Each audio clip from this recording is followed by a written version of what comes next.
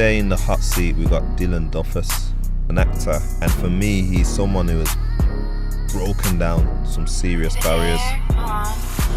This is the most in-depth interview ever Dylan Duffus has done. And we're going to speak to Dylan Duffus about his past, about what he's currently doing, and we're going to clear up some of the gossip and misconceptions that surround him. Thank you for jumping in the hot seat. You're an actor who certainly recognised nationally, and you know, I've even seen you recently in Jamaica hitting the international stage. Thank you. Through this acting. Where's the acting come from? Where's acting come from? Yeah, man. Acting's come from growing up in Anzac, innit? You know how it goes. You know, alright then, I'm gonna put it like this. When I'm in my house and I'm with my mum, I think I'm going with Dylan Duffus, if I touch road on D-boy, innit? So be now to put that you know, just turn on regardless. You understand? You have to understand it, because I can't be out here. No matter how I'm feeling, I'm still gonna hold my. You understand it? And that's putting a performance on, really. And that's a lot of what's happening in our community, but that's another conversation. Okay. So in terms of the acting, like, is it something you've always wanted to do, or where did the opportunity come from? Because for many it was like, wow, D-boys all of a sudden, you know what I mean, playing Flash in one day. And I got arrested in 2006 for some rubbish, and I was thinking, I need to change my lifestyle. I need to find something else to do. See, when they gave you that Bible, they gave you in the slave days, they turned the other cheek. It was a mind control. Right now, there's a big conspiracy going on. The Illuminati, Freemasons. Following One Day Yeah. as the introduction role for you, Yeah. what have you gone on to do since? So after I made One Day, I started, I need to learn the game, because I didn't really know too much about filmmaking. So went to a little film school in London at the time. Penny and them sorted it out for us. A few of the guys that actually worked on One Day, they sent us to some little film school. So we made our first little film documentary. So I understood a bit more about actual filmmaking. So I made my own personal film. Hands Just Calling, you can go and watch that. And then I got into the music. I'm making music videos. So I was working with a lady named Rachel. I was making music videos, so I did music videos with we did Rihanna's Tia Tamera, Jay-Z's Forever Young, and Ali Pali. We did Naomi Campbell's 40th birthday in the south of France. In Paris, we did Wiley's Roll Deep. I can't remember what the song was. We did some rock band Wolf Mother or something. I just did all sorts of crazy stuff, but I was learning the game. So understanding it from the production side, understanding what the director does, understanding what it really takes. And because, like I said, you see me performing as an actor, that's probably the easiest part. And I sit around waiting all day. There's no need to know my lines and be able to put the emotion into the lines. It's quite basic. It's not rocket science, you understand it, but everything else that goes into it. So anybody wants to go and get into the actual film game, there's so many jobs that happen behind the scenes. Yeah. So it's just to learn the actual game, know everybody's position, know what's what. Because if you're going to do something, master it. And it's all about mastery. And then, so what can we expect from you in the near future? I know you did the Intense. In the near future, I've got a few film projects that we're writing, developing at the moment. You'll see the Intent 2. That should be out the last quarter of the year, and that should be something big. It's got popcorn in there. If you know Shutters and that on Belly, Teddy Brock shot, it's a bit more our generation. So I don't know if the youngers know them films, but if they know them, you get me. So it's a big move, like I said, for me anyway. He got me else to be involved in that. And the Intent was something we did independently. Like I said, there was no big funding behind it. There's nobody there behind it. I was sleeping on people's settee, even on people's mum's house and on their settees. Wow. We made the Intent, you understand it? Yeah. We put money out of our own pocket, thinking, we're going to get this money back. Risking and gambling, do you understand it? But take risk and prosper. Big up, take risk and prosper as well. Okay, brilliant. So prior to the acting, right, and this career path that you're on, you was on the roads. I used to live that lifestyle. Okay, and 1 mile away. Let's touch upon 1 mile away. Yes, so 1 mile away is a in essence, is a documentary that you was involved in, and it was called into a truce. It wasn't even. It was more. Tell us what was it? It was put out there as a truce, but it was just more as, come on, gentlemen, like we're big, like, you know what it is, like reality. This thing is, I grew up around all of this so-called gang stuff and all of that, and I only see people take L's. I ain't seen nobody win from it. And I got kids growing up. I have 10 children. I got 7 boys. Do you understand it? My oldest son's 20. So during the times when I'm seeing what's going on, I'm thinking, right, like you watching Got to Babies and you hear them having conversation, thinking, you don't know something. Shabba put the reach out first anyway, but I was observing and thinking, my kids are growing up around this and I can hear what they're into. You get me, man, I have to stamp this out anyway. Yeah. But for me to say it publicly and know that enough kids are watching, man, enough kids probably respect it due to, man, coming from this one day thing and all of these things and seeing people making films, they probably respect it. So I'm kind of obliged to say something because I'm out there as a black male in the public eye. Do you understand it? So I had to say something. So, and Shabba put should reach out to Penny. How can we reach across to them guys over there and whatever and that. So I just tried to think really. So I remember going to the premiere, but one was held in Ladywood, one was held in Newtown. Yeah. And I remember not seeing much faces in regards to where you're coming from. Do you feel like you were supported with what you was trying to achieve, or was it more of a fight against? How was it for you? How do you feel, brother? Like I said, regardless of the man who like was out there for like the face and that, I can't just run around the hood with cameras and do the madness without the support. So for man just to let me do what I was doing, that was more than a blessing for me. Understanding I was out there, I was public. I didn't hide behind nowhere. I says, yo, this is what I'm doing, and I just didn't do it off the back. I did sit down with man, and man didn't like it. He know how it goes. So I sat down and put myself in the middle and said, yo, this is what I'm doing, innit? But we all got kids and we all got what's going on. So regardless of people's personal beefs and personal problems, you want our kids growing up in this, and I can't tell no grown man to do what to do. So I wasn't talking directly to big people. It was to the kids and that I can speak to, that I can reach out to. That I've got the little, because we should know better as big people, because we ain't talking nothing but else. I don't know. So despite you being an aspiring actor, you know what I mean, breaking down barriers, because to my knowledge, in terms of Birmingham, the urban scene, you're the first face of acting. Definitely. Okay. Definitely, yeah. No. I got to give it to Dwayne Henry. Dwayne Henry. Yeah, he was in that. What was that thing? Dwayne Henry, Jews are paid to you. My apologies. Double-plate drama. Now he's in NCIS. What is it? NCIS. Yes, NCIS. And that. So Dwayne was out there first. You get me? Okay. My brother. All right, cool. But you could have just stepped and just did the acting. Why bother with the youth and be pushing the 1 mile away and being in the community and talking about this gang stuff? Why not just step away? All right then. All right. I grew up in Handsworth, and I don't have no direct first blood cousins, or I ain't got no aunties or uncles or nothing like that. So I grew up around this thing, and regardless if the man them respected it or not, I only know these people. You understand it? I went to Sunday school, know a few people in Sunday school, know a few people from Handsworth Wood, and I only know. You understand it? When I was young, like with certain man went jail, so I was just still out here, and then I was still around these, but I'm just a little kid in the corner, and I'm the younger than most of these people. So this is what, you understand? So this is what I grew up around, and I've observed, like, it's nothing but pain, and I can see, like I said, when I made One Day, it was more, if you watch it, there's more a moral story to it, but I could see what the kids was taking in, the more of the hype from it, the guns, the gangs, the rare, and that wasn't never my message. So for me to have this platform and say, bro, I have to say, yo, this is not cool, bro. I commend you like, for that, bro. man. It's dating like this life. I'm telling you, we end up in problems, my brother. I see people, like I says, in bad situations, and if they could tell you this or change or do everything again, I guarantee they'd do a different thing. For sure. So before you make the problem, before you get into the problems, I had to pull it out there, forget all of that.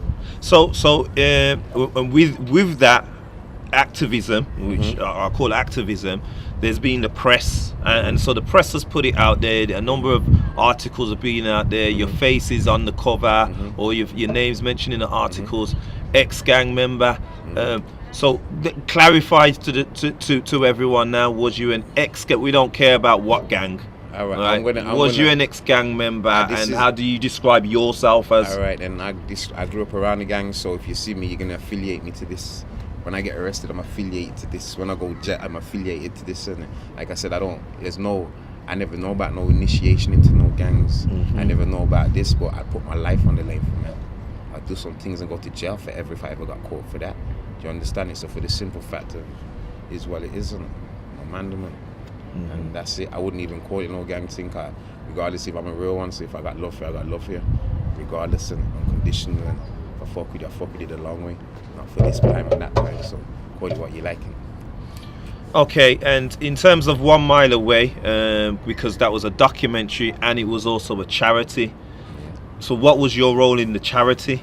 In the charity, like I said, we had the platform, and me making documentaries and doing television and doing all these things. Like I said, it was, but I got criminal record as well.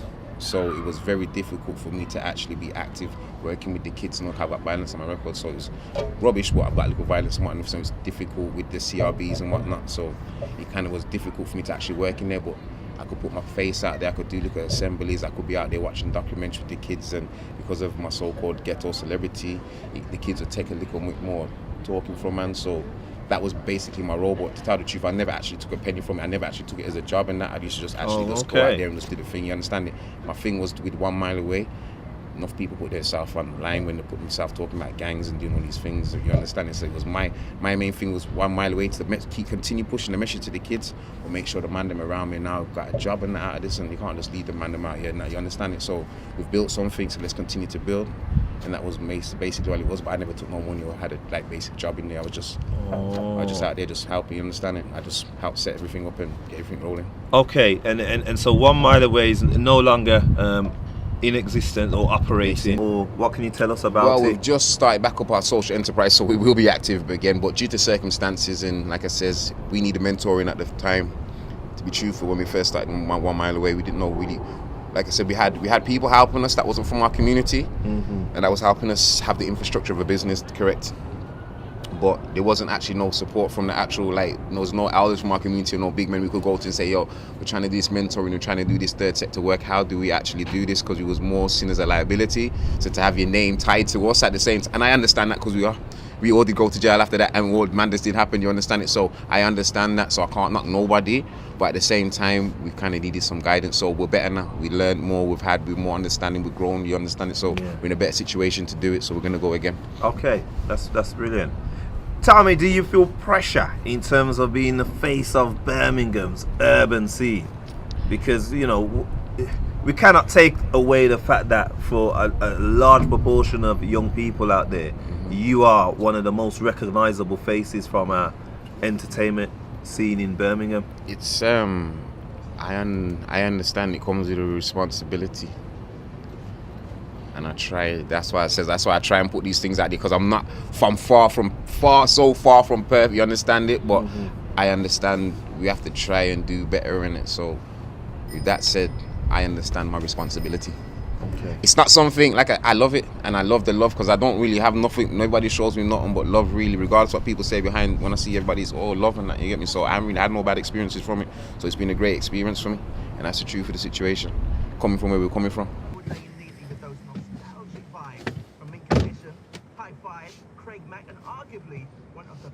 You bossed that case, yeah? Yeah, man, that little dickhead case pending still. Man, bossed that. Nice now. So in terms of the acting, right, you've played very similar roles in the films that you've acted in. Do you feel typecasted? Yeah, but I understand it's a way in. So if that is because I got that look or I have that sound or I understand that life, it's a way in. But while I'm getting in, I'm on, because it's hard to play something you don't know, but I've been around different people, so I've learned to conduct myself and carry myself in a different way. So people, D-boy, how could you be? It's because I've been around different things and different people, and there's a way to conduct yourself which I wouldn't know. So it's given me an avenue in a way to even have a conversation and be able to articulate myself in a way with people that are not from, because down in there, my slang was disgusting at one point. If you watch one day, that's how I talked on a normal day-to-day basis. Do you understand it? But been out there and just, like I said, just to be able to have a peek in what's going on, it's been all right, just because I've got into the door and I can't knock it. Yeah. But at the moment, I wouldn't even say typecasted, because all the work that I've got apart from Line of Duty, that was a BBC drama, we've created ourselves in it. So come on, man, let's hear, man. What? Let's hear the list of things that you've actually done. I think many of only think of 1 Mile Away, The Intent, and One Day. What else you done? Line of Duty, Road, like I said, multiple musical videos, like I said, from Jay-Z to Rihanna to sitting on the £63 million yacht with Naomi Campbell and at the time Russian billionaire boyfriend, telling the security go and check the water for jellyfish, and some experiences, my brother. Wow. Like I said, sitting down like this, and Mary J's there, Dr. Dre's over there, and you get me, I'm helping J-Lo carry her bags up the stairs and all of that. So I've been around the so-called what they call call them what they call them A-listers. A-list celebrity, and they're no different from me and you.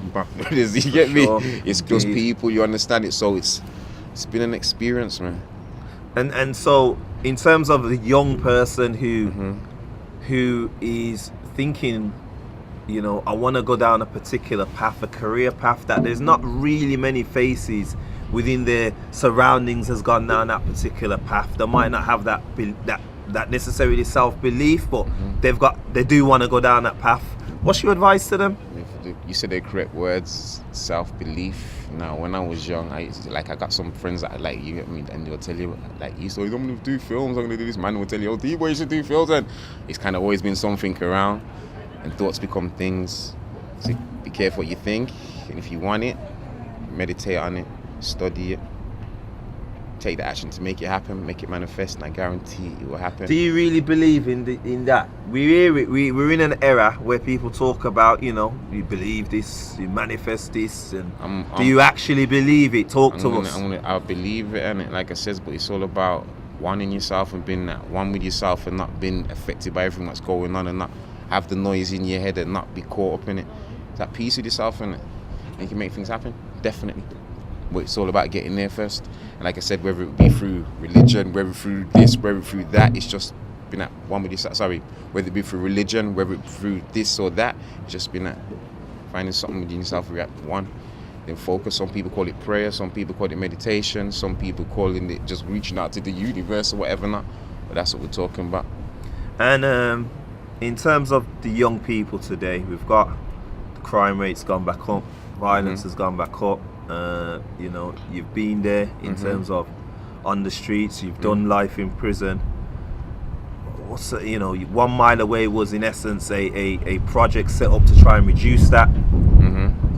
What do you think we got to do, man? What's the steps?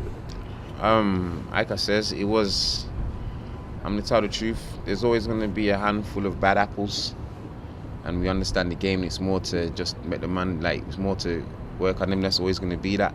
Me personally, I wouldn't say it is growing up. Me and you, when you was growing up, you know what the road was like. I wouldn't say it's like that now. And if you check it, there's been a lot of this what's called this firing of arms and that. But I don't even want to pull it out there. But like I says, it's shooting at the stars and the sky and things, and like people haven't been getting, like, there hasn't been that many murders or deaths or anything. So there's a lot of male bravado, hyper masculinity. That's what's going on right now, and everybody's trying to be cool and they're listening to all this grime music and all of these watching the films and all these kind of things and thinking, no, this is what it is. I have to be like this to be a man. But the definition of a man to me is like looking after your community, making sure that's a safe place for your family, for your mum, for your sisters, for your brothers, for your aunties, for your uncles, for everybody to be in. Do you understand it? Making sure you can provide for your people. That's why it is. So all of this hype and thinking I have to walk around with a gun, I have to have my hood up and wear black all the time, it's not fly. You don't look good, it's foolishness. You understand? And that's the truth. To be truthful, I know that there's a propaganda with it because I'm around the kids, I'm in the streets, I know these youths that are doing what they're doing. You understand it? There is a few bad youths out there, and like I said, a few of them are in jail now, so they had to learn the harsh way. That's the reality of it, and we've all been told. You understand it? But the reality of it is they'll go to jail and they'll understand. I guarantee they don't want to go back to that place and we're not still touching there. You understand it? So things in London, it's bad, but in Birmingham, I wouldn't say it's that. So I'm not even going to wash that on Birmingham because I'm not going to say it's that. But we need to just be, like I said, as men, be very vigilant in our community, and like I said, as men, make sure our kids, because it's our children, are doing what they're supposed to be doing. And regard, if you see my pitney, if I see your pitney, deal with them, please. You get me? That's what you get me. Our responsibility as men. If we see them huddled up on the corner, they can be chilling out and that, but make sure they're not doing nothing stupid, and make sure we police them instead of the police come around the corner patting them down and making sure they've got knives and this and that. And if they're on the corner, yo, you cool? Everybody may behave themselves. Everything nothing in your pocket. Nothing. You're not just out here just loosing and being daft. You understand? It's to grow them correctly. So it's more about guidance as well. So let's not make the generations and don't listen to my elders. Let's create some more unity in our community, from the young to the old, to the old to the young. I think for me, Dylan Duffus is a man who has shown that we can transcend where we're coming from. We can break down barriers, we can kick down doors, and I'm glad to see you progressing, you striving, and from what you're telling me, you're about your people. So thank you very much for Love. jumping in the hot seat. Bro, thank you for having me. Peace and love.